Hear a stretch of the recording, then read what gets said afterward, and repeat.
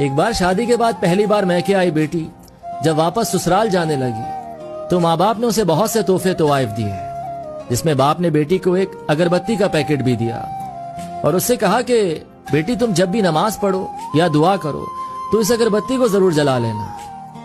जैसे ही वो ससुराल पहुंची तो सास ने बहू के घर से आए तोहफों को हसद भरी निगाह से देखा और जब उसकी नजर अगरबत्ती के पैकेट पर पड़ी तो मन ही मन में हंसने लगी कि भला कौन सा बाप अपनी बेटी को तोहफे में अगरबत्ती का पैकेट देता है। सुबह जब बेटी नमाज के लिए उठी तो उसने बाप के दिए अगरबत्ती के पैकेट को खोला तो उसमें से एक चिट्ठी भी निकली जिसमें लिखा था कि बिटिया, ये अगरबत्ती खुद तो जलती है लेकिन अपनी महक से पूरे घर को महका देती है।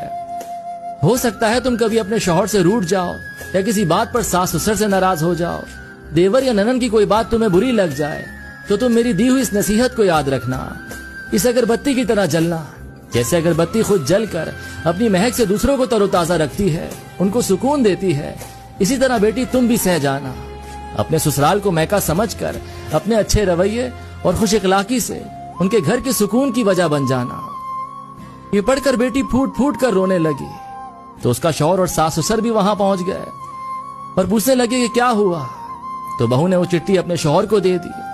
जब शौहर ने चिट्ठी को पढ़ा तो सबकी आंखों में आंसू आ गए।